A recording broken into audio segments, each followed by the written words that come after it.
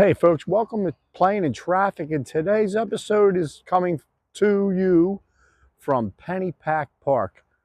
Beautiful Pennypack Park here in Philadelphia, PA. And today I'm going to have, for the first time, a how-to video.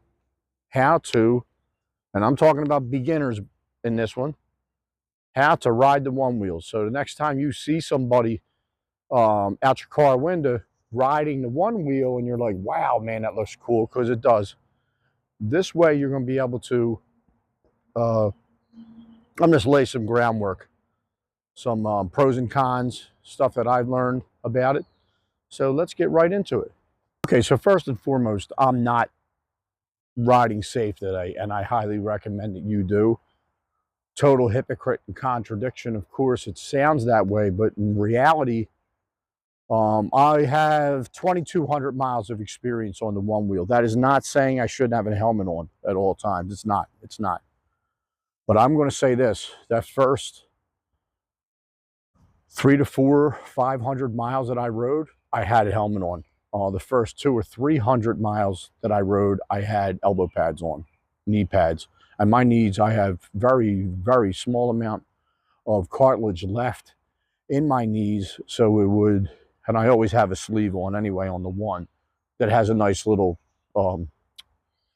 rubber piece on the kneecap that helps too as well.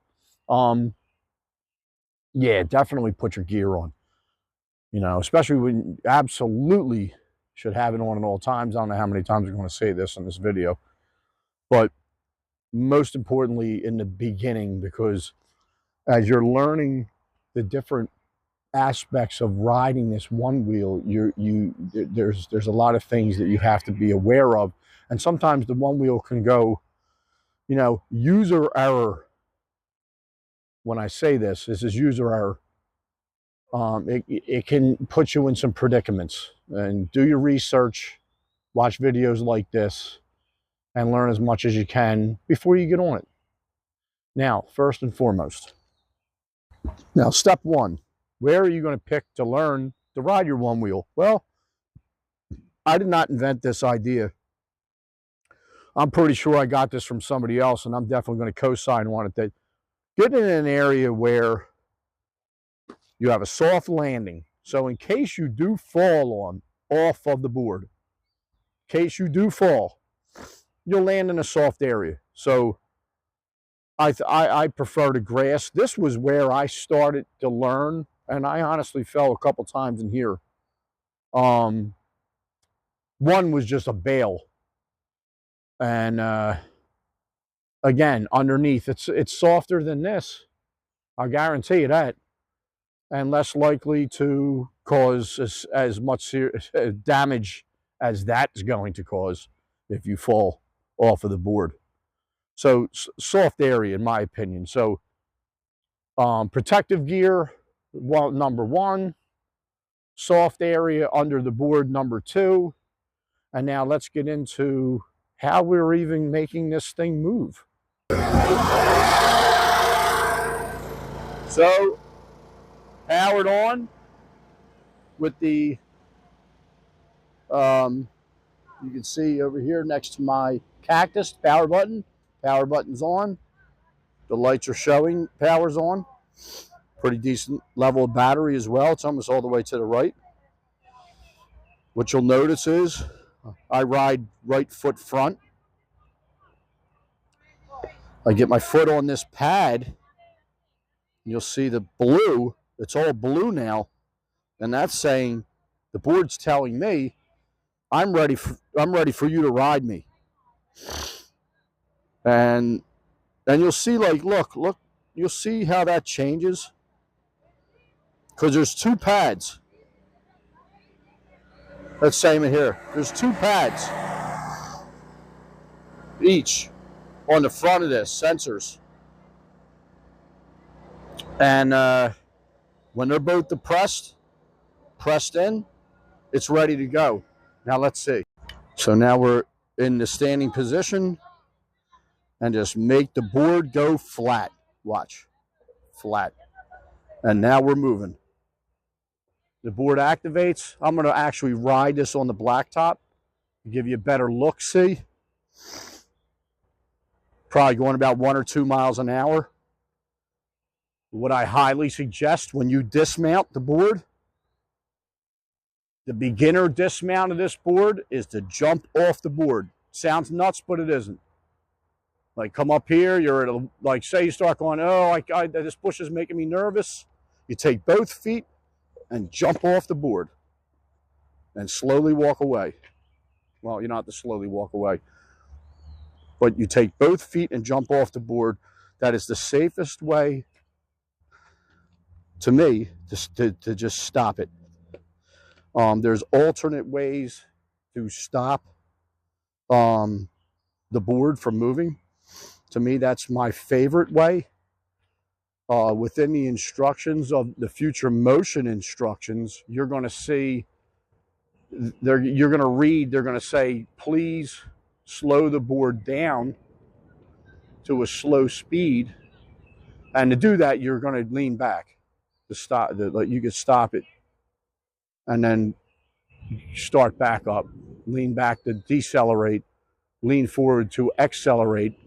But when you want to stop, you would lean back, lift your one foot. I never, ever got comfortable doing that. Sorry for the shaking. I never got comfortable doing that. And what I've been doing since I researched it on YouTube myself, what I've been doing is, so I was like, I never got comfortable with lifting my heel and then dismounting. So what I started doing, I researched it, and what it told me was you can actually fully take off your front foot. So if you're already telling your body that, you know what, I'm going to stop right up here by this tree. So you decelerate, you're leaning back, and then you just lean back and lift your foot up at the same time. And this way you're telling the board via removing your feet from the front pad that you're no longer on the board. And then the engine shuts off. To me, that was my favorite one. And then I actually worked it up into a, and of course this took, oh my God, 1,000 miles. Sorry. I mean, it's just the way it is for me. And it probably took about 1,000 miles of riding to actually get to the point where I got to this stop right here, where now I'll just be like this and just stop and skip off. But it's just a hybrid of that stop that I learned from the internet. Just remove your whole foot from the front of the board, and in tandem with leaning back on the board. It's just like that, and you're off, and the board shuts off. Everything's that front pad, and that's usually where user error happens and injuries can happen, because you did not dismount the board, moving your front foot off. That's got to come off. It's got to come off to exit the board. So on the app is amazing. I love the app for many reasons. There's 4 or 5 settings to ride this board. I started on the bay setting. It has a 12-mile-an-hour speed limit. When I exceed that, or I bump up real close to it, my phone will get a buzz. The board will actually buzz too. That's what the board will actually buzz too, and it'll be like, yo, you need to slow down. I had other riders that I met along the way that were like, dude, get off a bay setting, because 12 miles an hour is literally nothing. It's not fast at all when you're on these things. It's really not. So it's going to be buzzing the whole time you're on it. So my suggestion, along with the other people that I've ridden and seen ride, is to stay off the bay setting. Go up to the next one. There's an 18-mile limit. I think it tops out at 20 on any of the modes that you choose to ride on. I'm on Highline, and each mode gives you more what they'll say is carvability on the board, okay, and speed.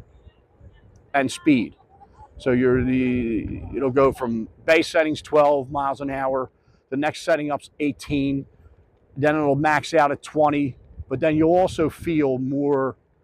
You'll feel, I don't know why I'm showing you this. Let's see if I can do this. Yeah, like it's this, like carvability, your ability to turn, how quick. It's almost like the equivalent of loose trucks on a skateboard. You can just make quicker cuts, more carvability, blah, blah, blah, blah, blah. I'm going to say, I guess, maybe I'll say that another 18 times. And that's what so the modes change that. They change how loose the turns can be, how quick you can get from left to right, that action. And of course, speed as well. Let's just go back real quick and just say gear. All right, helmet. Yeah, this dope doesn't have one right now. I think I explained that. Okay, you don't have one. Elbow pads, knee pads. We're talking about, I'm 57. Okay, go soon to be 58. Okay, so let's our bones don't heal as quick, so protect them. And you're just learning it, just jumping on it for the first time. Go on a soft surface. Try to make sure it's real flat. I'd almost say the hard sand. If you're by the beach, the hard sand might be a freaking real good option. I've ridden on that. Very similar to like the park, where if you fall, you have a little bit more of a cushion than concrete. You got that going, then you get into the next mode. How do we start the board? Get it to a flat position and go slow. Just go slow. Just feel it out. Don't make any. I'm going to give you an example of what not to do, because I did that. And I've got 2 falls on me. I don't want to scare anybody, but I got 2 falls, and the end game is they were user error, because I'm going to assess it after I fall. Why did I fall? One time I fell in here because I actually went up across a pile of leaves that was going uphill, and when I accelerated on that hill, the board was like, bro, I can't get any traction because I got about 4 feet worth of leaves under me. So it started skidding, and then it went, yo, you're going too fast, because now the wheel's going, and it went, yeah, guess what? You're going off the front. And I went off the front. I got a video on my channel with me taking that fall. Check it out. It's interesting. Some interesting curse words come out. The other fall is one I'm going to look at right now and show you, because it happened right here. First started learning, like I was showing you in this, I remember I finally, oh my God, the excitement of it. I got to this part of the hill, so I literally probably rode it for like 20 yards. And it took me a while to get it flat, to learn that, how to get it in a flat position. That was a little hard. Then, having learned all that stuff in the dirt over here, when I got it on the blacktop, it was like the asphalt. It was like, oh, check it out, because now this is real. This is about as true surface as you're going to get. The only problem is, if you fall, like if you're learning and you fall, it's good. This is going to hurt a whole lot more than the dirt would have. But I was doing exactly what I'm doing right now. I was like, oh, wow, this is the best thing I've ever experienced, was the one wheel. Oh, I didn't know this, and I really wasn't turning. I just was going straight. No real left or right or anything. And I'm coming up here on this parking lot, and guess what happened? Yeah, you're coming up on the parking lot, and you're at this position. I'm almost at the same position now, because look at all this traffic that's happening here. And as I'm coming up on the parking lot, right in this spot right here, right in this location, right here, I had a car coming in the driveway, and I was right about here, and I was like, brain fart. Now the move was, dude, you're so new to this. that you need to jump off right here. I wasn't even going fast. Just jump off. And I guess I was trying to, I don't know what was happening, but I went and panicked, got off the board, left a foot on the front, a whole foot, not a little bit of a foot where it does the factory, it has that, standard instruction to lift your heel and the board will shut off. Not that one. I left this on. And here we go. For the second time, he's going for the old spinneroonie. And I probably started from this height and went bop right on the ground. Probably a good 3-foot drop. Now, what was the mistake there? The mistake there was you're approaching a parking lot, dude. You just learned how to ride the board. You just got on it. You literally advanced it for the first time for 20 yards ever. Get off. Jump off. You were jumping off back. Like, I at least knew that.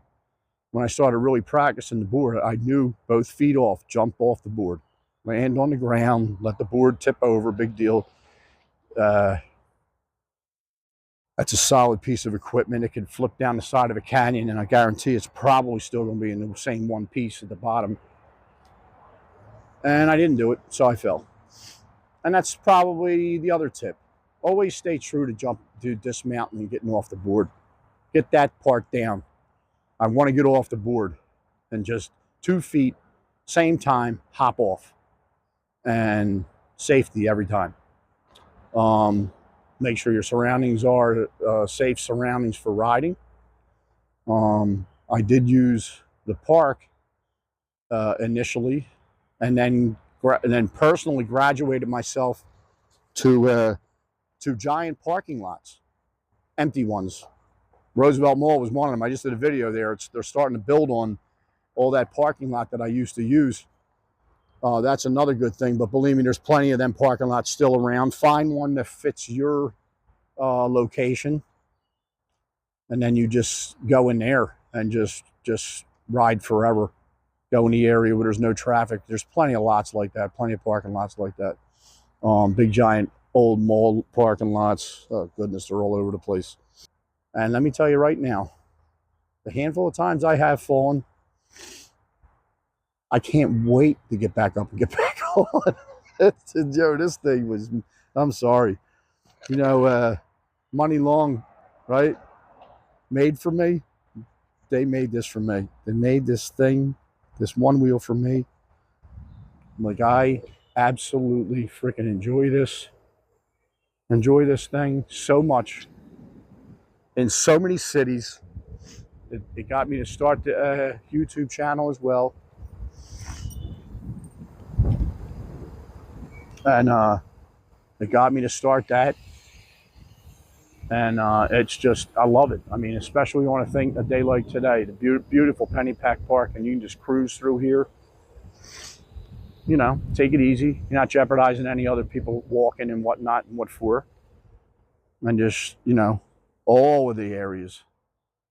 And then you get like me, and there's a point where you need to be in the streets. Coppin Avenue, Broad Street, Castor Avenue, Bustleton Avenue, Roosevelt Boulevard. It's kind of to the point. It's almost, I got some stuff I need to work on the board, but it's almost like it's just a secondary. It's just an add-on to my feet when I'm on it. And it's absolutely lovely. So, folks, thanks for watching. I hope some of this stuff helps in your journey. I hope it gets you to buy a one wheel if you can afford it. And thank you for watching, and I'll see you next episode.